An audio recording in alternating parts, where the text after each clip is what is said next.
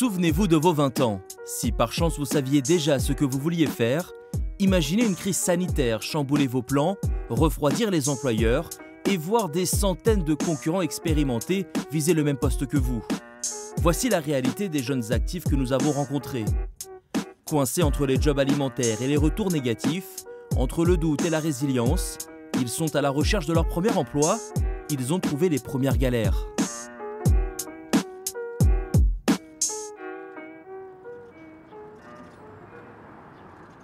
Bonjour, il vient récupérer 2 colis. Oui, à quel nom s'il vous plaît? Koukaba. C'était une commande internet? Oui. Ok.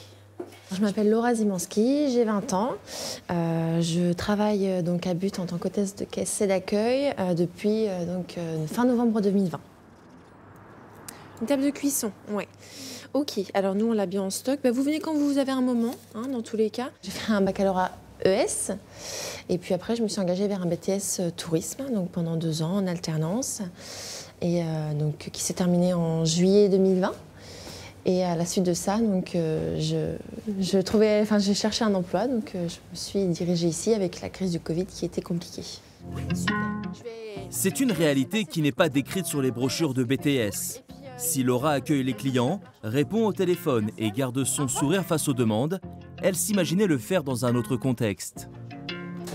Je m'occupe un petit peu d'administratif, je regarde ce qui a été fait la veille, les bons d'achat, les reprises, les remboursements, les encaissements. Je regarde les bons de sortie de la veille, les suivis de livraison. Ce que je voulais vraiment, c'était travailler en écotourisme au départ. Donc on en est vraiment très très loin, mais au moins rester dans l'univers du tourisme, proposer des prestations touristiques, des activités. Être dans un milieu du tourisme, pas forcément dans le milieu de l'ameublement, mais ça reste une bonne expérience. Une expérience qui se prolonge. Laura travaille dans ce magasin spécialisé depuis novembre 2020. Face à la fermeture des lieux touristiques et des agences de voyage, elle a fini par se résoudre et prendre un job alimentaire comme premier emploi. Pas de remords lorsqu'il faut sortir de la précarité. J'ai un CDI ici, avec But, donc moi j'ai commencé fin novembre et donc j'irai là où je pourrai. Ouais, donc pour le moment, vous n'avez pas vraiment de date de sortie, vous ne dites pas dans 1 an maximum je m'en vais, ce genre de choses On verra, mon but est quand même d'essayer de retourner dans ma branche. Après, je suis jeune, donc ça me fait de l'expérience, au moins je travaille, j'ai un salaire et puis c'est ce que je vois. Ça reste positif quand même. En période de confinement, la moyenne d'âge dans l'entrepôt ne dépasse pas la vingtaine. Les jeunes sont issus de formations diverses, des salariés parfois surqualifiés qui sont rapidement recrutés grâce à un excellent chiffre d'affaires en 2020. Nous avons embauché plus cette année. Pour revenir sur le contrat des jeunes et des étudiants, c'est 30% d'effectifs supplémentaires sur ce magasin cette année. D'accord. Ce qui représente combien de personnes? Alors, sur le mois de décembre, c'était 10 étudiants supplémentaires, par exemple. Tous en CDI?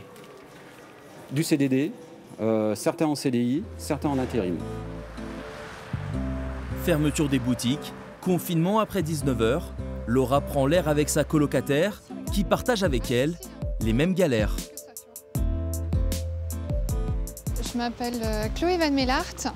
Je suis diplômée dans le tourisme et je travaille dans un parc de loisirs ici juste à côté, dans le village à côté, qui est pour l'instant fermé depuis environ 4 mois.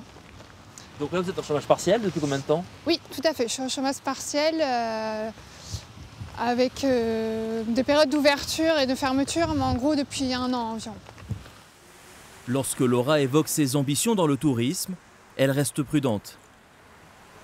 Il y a encore des personnes qui sont en études, elles vont sortir, elles vont vouloir forcément travailler comme nous et il ne va pas y avoir assez de place pour tout le monde, c'est sûr.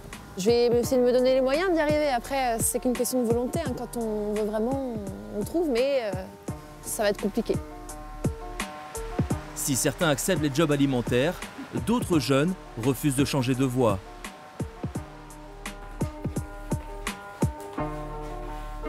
Chaque matin, le rituel est le même. Ordinateur ouvert, échange de mails, prospection. Enola semble être en télétravail, mais elle cherche en réalité son premier emploi. L'été dernier, elle a été diplômée à 25 ans d'un master en marketing et communication, un secteur en pleine crise. Donc là, par exemple, on a un poste de chargé de communication. Donc on peut voir juste ici en dessous, ça permet d'avoir un ordre d'idée quand on postule, qu'ici il y a eu plus de 100 candidatures. Mais ça permet de mesurer un petit peu où on se place et de se dire, bon, il va falloir faire la différence, quoi. Au milieu de 100 candidatures, ça fait beaucoup de monde. Ces derniers mois, Enola a candidaté à plusieurs dizaines d'annonces. La plupart du temps, elle ne reçoit aucun retour des employeurs. Malgré son bac+5, elle a dû revoir ses ambitions à la baisse. Quand on fait des études, on ne s'attend pas à commencer avec le SMIC alors qu'on a un bac+5. C'est vrai que ça, j'ai dû revoir, je ne m'attendais vraiment pas à ça. Et même avec ma conseillère Pôle emploi, quand on rencontre au premier rendez-vous son conseiller, on fait une fiche de poste, donc le poste idéal. J'avais mis donc en salaire pour débuter, donc avec un bac+5, je trouvais que c'était correct par rapport à ce que j'avais comparé aux offres qu'il y avait de disponibles sur le marché. J'avais mis 1600 en salaire minimum, je ne trouvais rien, on est passé à 1004 et on ne trouvait rien non plus. Donc là, j'ai mis le SMIC et malheureusement, on ne trouve pas grand-chose non plus, donc c'est un peu compliqué. Allez-y, entrez. Asseyez-vous. Face à cette situation désespérée, la jeune diplômée est en recherche de conseils. Elle s'est tournée vers une solution qui prend de l'ampleur, le mentorat. Bon, alors comment ça se passe depuis notre dernière rencontre? Ça avance, Bon, Concrètement, un salarié d'une grande entreprise se porte volontaire pour prendre un jeune sous son aile et le conseiller dans sa recherche d'emploi. Aujourd'hui, 30 000 jeunes sont concernés. Le gouvernement espère monter à 100 000 d'ici la fin de l'année. Pour Enola, cet échange est aussi l'occasion d'éviter les pièges. 30 heures à 1 000 € net. Donc je me suis dit, il y a un truc qui ne va pas. Donc je l'ai rappelé et je lui ai expliqué, quand on s'était vu, on avait convenu 1 200. Il m'a dit, ah non, 1 200, c'était sur une base de 35 heures. Donc je lui ai dit, 1 000 € net, c'est pas possible, c'est trop bas. Donc après, je sais qu'en ce moment, c'est une période difficile aussi pour les commerçants, mais quand même. Vous n'êtes pas, c'est pas une reconnaissance de vos compétences et de ce que vous savez faire. Si, vous seriez prête à... Ah non. Voilà, non, justement. Les choses... Bon, je sais pas trop comment lui expliquer sans le braquer, quoi. Bah c'est ça, non, c'est de mon point de vue, hein, c'est globalement, vous êtes bac+5, bac+5 on le paye pas au niveau du SMIC, quoi. Enfin, c'est pas plus compliqué que ça. Hein.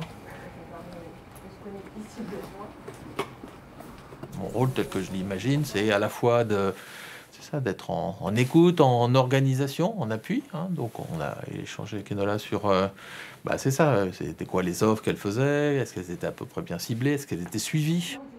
Sans emploi depuis sa sortie d'école, elle est passée d'un bac+5 à bac+12.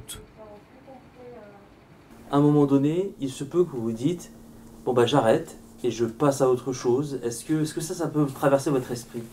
Alors oui, ça a traversé mon esprit à plusieurs reprises où je me posais la question, est-ce que c'est par rapport à la crise que je trouve pas de travail ou est-ce que parce que c'est tout simplement que finalement j'ai pas les compétences malgré mes diplômes.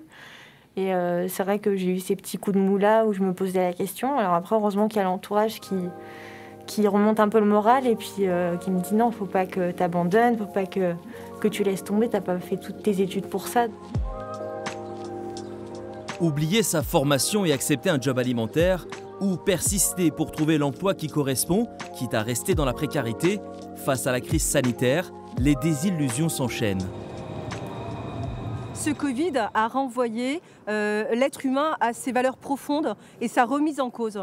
Les psychologues du travail, les consultants que nous sommes, moi je suis à la fois consultante mais également psychologue du travail, prendre le temps de s'arrêter, de faire cette introspection et de se dire ok, il y a vos acquis. Les acquis, ce sont les diplômes, c'est le parcours professionnel, mais visualiser effectivement quelque chose de positif, mais il ne faut surtout pas rester isolé. Il y a énormément de choses aujourd'hui qui existent pour reprendre du lien social, autre que physique, et on y reviendra de toute façon à ce lien social, mais ne pas rester dans l'isolement, surtout pas, surtout pas. C'est dur d'avoir 20 ans en 2020. Oui. C'est dur. Donc je donnerai jamais de leçons à nos jeunes. Parce que ce sont ceux qui, honnêtement, vivent un sacrifice terrible. Des examens annulés, de l'angoisse pour les formations, de l'angoisse pour trouver le premier job. C'est aussi pour ça qu'on a mis une telle mobilisation. Un jeune, une solution. Lancé en juillet dernier, Un jeune, une solution, c'est 9 milliards d'euros pour aider les jeunes à trouver un emploi. Premier bénéficiaire, les entreprises qui embauchent des alternants. Jusqu'au 31 décembre 2021, chaque apprenti peut rapporter jusqu'à 8 000 euros d'aide à son entreprise. Mais l'État ne s'arrête pas là. Crise oblige, les dispositifs d'aide sont renforcés. Garantie jeune auprès des missions locales pour les déscolariser, cordée de la réussite pour renforcer l'égalité des chances, ou encore l'AIJ, l'accompagnement intensif des jeunes, chez Pôle emploi. Donc là, ça fait à peu près 15 jours que vous êtes en poste. Comment ça se passe? Alors, il y a eu la période d'adaptation. D'accord. Donc au début, bon, j'observais surtout beaucoup, donc j'essayais d'apprendre. Ça s'est fait naturellement. Dans la région Centre-Val de Loire, plus de 6 000 demandeurs d'emploi en 2020 ont bénéficié de l'AIJ. Concrètement, ce sont des conseillers Pôle emploi entièrement dédiés à ce jeune public. Objectif affiché, trouver un emploi en 6 mois. Je vis à Châtillon-sur-Loire. Donc voilà, c'est un petit village. Ça fait pas longtemps que j'y suis. Je suis venue d'une très grande ville, donc je passe à un tout petit village. Donc ça a été très difficile au tout début. Donc je m'étais posé beaucoup de questions si j'allais vraiment trouver un emploi, surtout dans le secteur que je voulais vraiment effectuer. Donc après, ma conseillère m'a beaucoup soutenue dans mon projet. Elle ne m'a pas non plus orientée vers quelque chose d'autre. Elle savait que c'est ce que je voulais faire. Désormais, Mariam est en CDD jusqu'au 31 décembre dans les ressources humaines, son secteur de prédilection. Donc vous êtes destiné à un public de jeunes demandeurs d'emploi? Jeunes demandeurs d'emploi tout le temps. Voilà, je ne fais que ça. J'ai 70 jeunes en suivi. À peu près en moyenne, et du coup, voilà, je ne fais que ça. Je ne fais pas d'accueil ou d'autres activités qu'un conseiller classique fait. D'accord. Voilà. Donc j'ai mon temps pour le diagnostic, pour l'accompagnement, pour la promotion de profil, pour aller en entreprise. Voilà, j'ai vraiment, mon objectif, c'est le retour à l'emploi des jeunes. D'après l'INSEE, en 2020, plus d'1,5 million de jeunes entre 15 et 29 ans sont soit au chômage, ou bien déscolarisés et sans aucune formation. Dans les prochaines semaines, le gouvernement pourrait annoncer la mise en place d'un RSA jeune, une aide de 500 € par mois pour les moins de 25 ans qui sont dans cette situation et qui cherchent un emploi. Face au Covid, le contrat de travail, c'est l'objectif numéro 1, quoi qu'il en coûte.